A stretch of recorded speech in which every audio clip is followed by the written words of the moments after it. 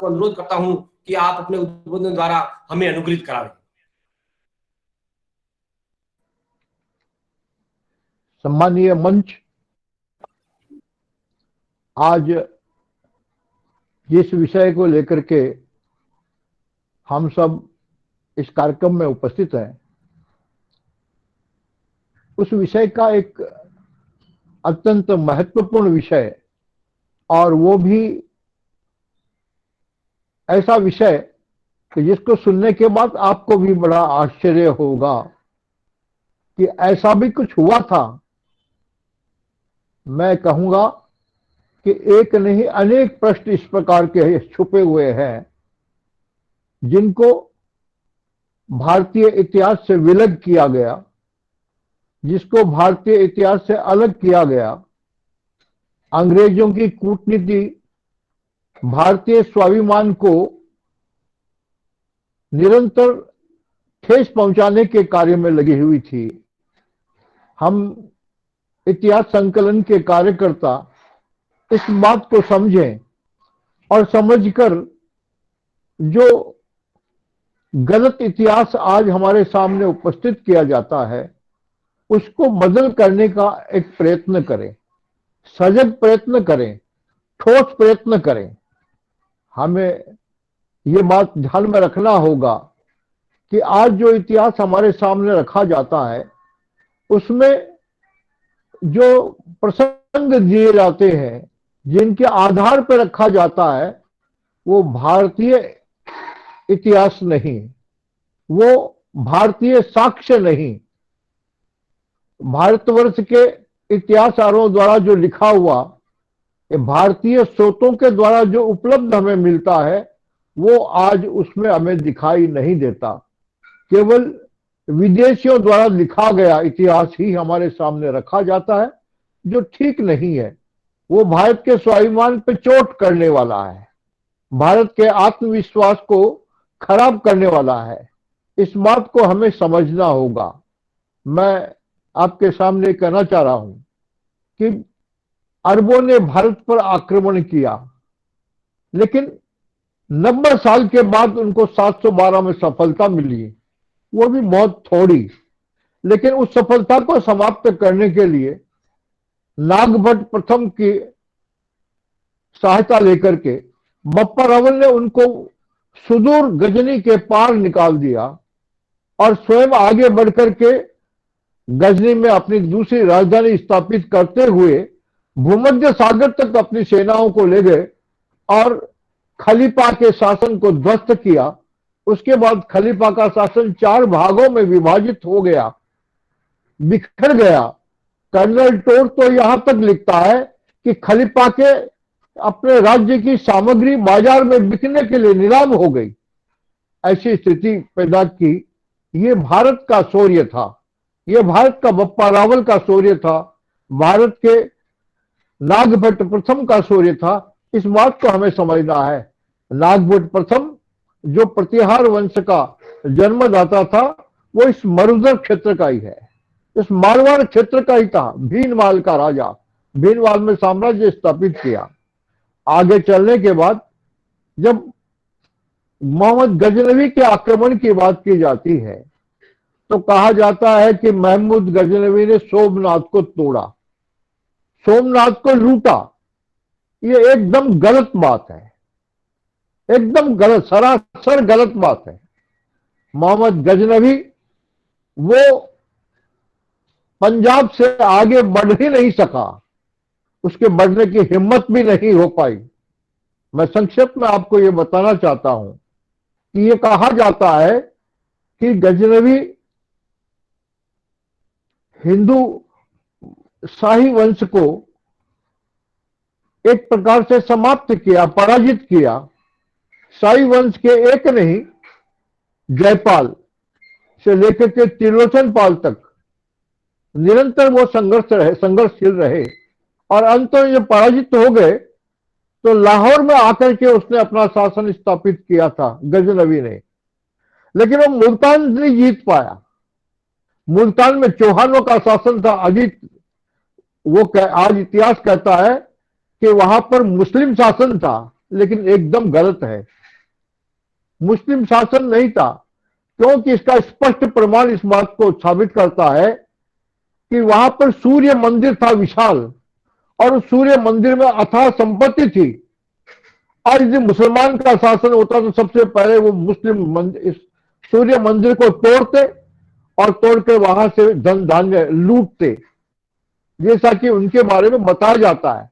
लेकिन कोई नहीं, न सूर्य मंदिर टूटा न वहां लूटा, क्योंकि वहां पर अजय पाल नाम का चौहान शासक था, और इसलिए वो मुल्तान तक नहीं बढ़ पाया। लाहौर से वो आगे बढ़ने की उसने कोशिश की, प्रयत्न किया। लेकिन आपको एक बात बताऊं कि 1014 में थानेसर को उसने विजय किया। थानेसर को विजय करने के बाद में वो दिल्ली की ओर बढ़ना चाहता था, क्योंकि उसे मालूम था कि भारत की राजधानी कन्नौज है और भारत की अथाह संपत्ति मथुरा में है, इसलिए मुझे वहां जाना है। लेकिन उसके सेनापतियों ने कहा कि यह गलती मत करना, क्योंकि सामने दिल्ली का तंवर राजा नहीं है, गोविंद चौहान है, गोविंद चौहान तृतीय है, जिसका मुकाबला अपन नहीं कर पाएंगे। और इसलिए वो घबरा गया और वहां से वो लौटा, और लौट करके उसको मन में था कि किसी तरह मुझे पहुंचना तो है। वो जिद्दी भी था, हठी भी था, और बड़ा निडर था, ये बात सही है, बड़ा साहसी था, हिम्मतवान था। इसलिए उसने कहा ठीक है, मैं इधर नहीं चलता हूं, दूसरी ओर जाता हूं। तो उसने इस मर्दन भूमि का रास्ता लिया। वो सोचता था इस मर्दन भूमि से निकलना मेरे लिए आसान होगा, मैं दिल्ली को एक तरफ छोड़ देता हूं। और इस वो वहां से भटनेर आया। भटनेर को प्राप्त करने के, विजय करने के बाद वो आगे आकर के गोगागढ़ को उसने जीता। भयंकर युद्ध हुआ गोगागढ़ में भी, बड़ी मुश्किल से, कठिनाई से वो जीत पाया। वहां के एक एक व्यक्ति ने अपना बलिदान दिया। यह भी चौहान राज्य था।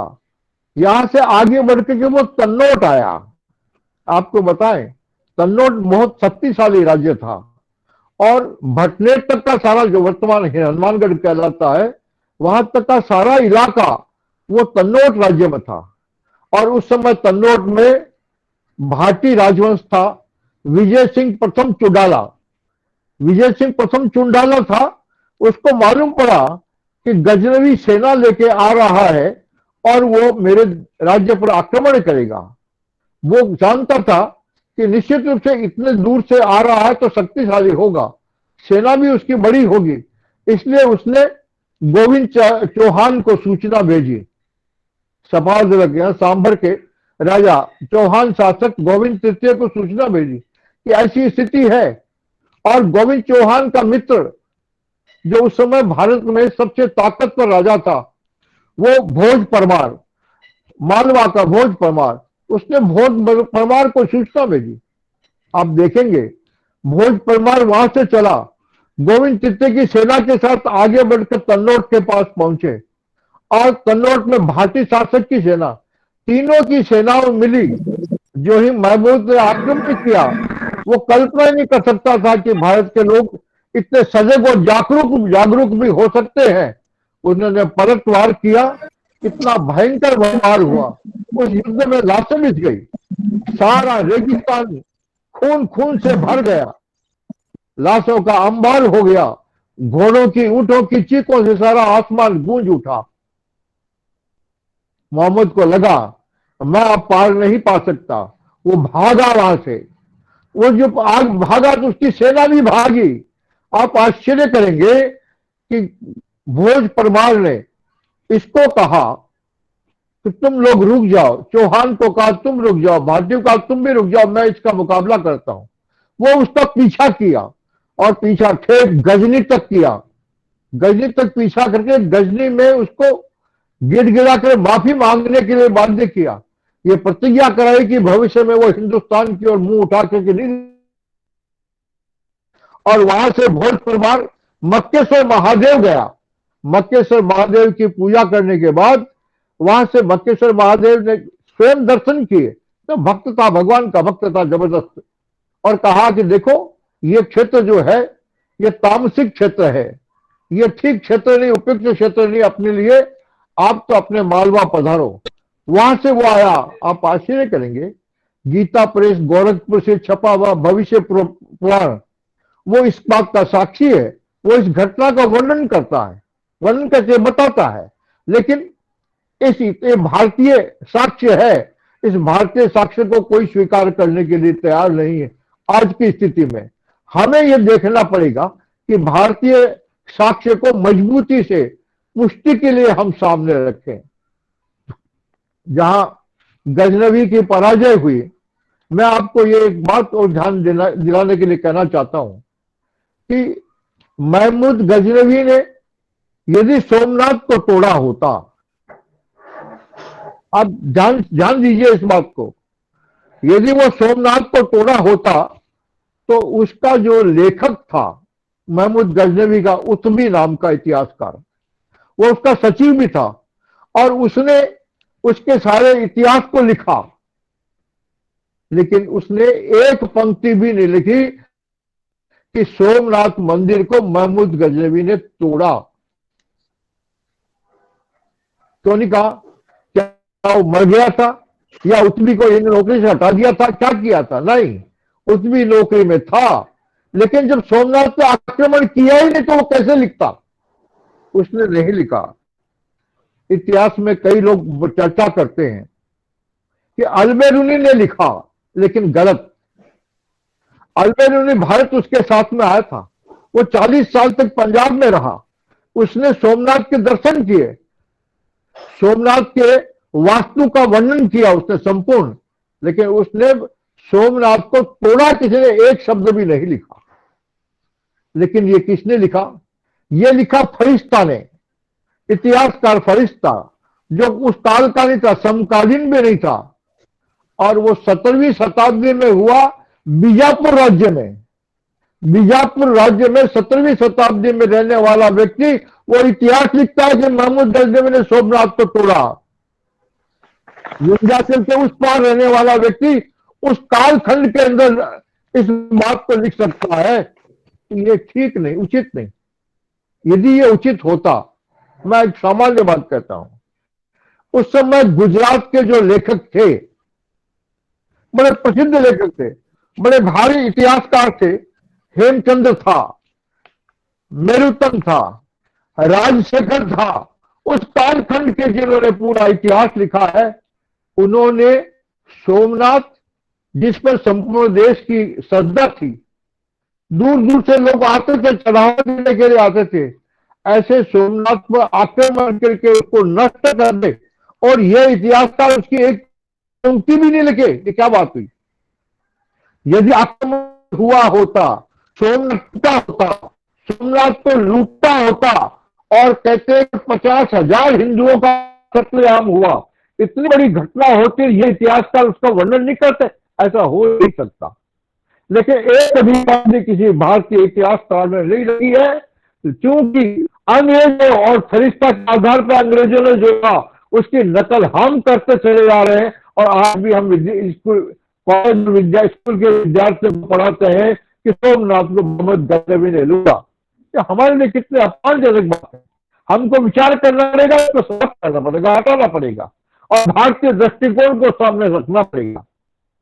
इस बात को समझने की आवश्यकता है कि भारतीय पुष्ट प्रमाण के बिना यदि इतिहास है तो बेकार है। क्योंकि मुस्लिमों ने जितना भी इतिहास लिखा है, कहीं एक भी पंक्ति अपने बादशाह और सुल्तान की पराजय का नहीं लिखा, पराजय होने के बाद भी नहीं लिखा। ये कैसी विचित्रता है। हमारा इतिहास कहता है 16 बार पृथ्वीराज चौहान ने मोहम्मद गौरी को पराजित किया, उसको कैद किया, माफी मांगने के बाद दंड लेकर उसको छोड़ा। लेकिन मुस्लिम इतिहासकार उसको स्वीकार नहीं करते। वो केवल 2 युद्ध के बारे में वर्णन करते हैं, एक युद्ध वो जिसमें पृथ्वीराज जीता और दूसरा युद्ध वो जिसमें पृथ्वीराज हारा। कितनी गलत बात है। इस लीक को मारने चले जा रहे हैं, लिखे चले जा रहे हैं। हमें इसे बदलना होगा, इस बात को समझना होगा। इतना गौरवपूर्ण प्रश्न कि महमूद गजनवी जैसे अत्याचारी व्यक्ति को इतनी जड़ता के साथ पराजित करने वाला भोज परमार जो मक्के से महादेव तक जा सकता है अपने विजय प्राप्त करता हुआ, बप्पा रावल जो विजय प्राप्त करता हुआ चित्तौड़ से लेकर के भूमध्य सागर तक जा सकता है। ये प्रश्न इतिहास के हमारे सामने यदि नहीं आएंगे तो भारत का स्वाभिमान जगेगा कैसे? ये इसलिए प्रश्नों को मिटाया गया था कि भारतीय के स्वाभिमान को तोड़ना है, भारत की विजय गाथा को समाप्त करना है, तभी यहां के लोगों का वह मानसिक स्तर गिरेगा, मानसिक गुलामी बनेगी। हमें इस कारा को तोड़ना होगा, हमें इस प्रयत्न को समाप्त करना होगा और एक भारतीय दृष्टिकोण से फिर से इतिहास को उजागर करके समाज के सामने रखना होगा। धन्यवाद।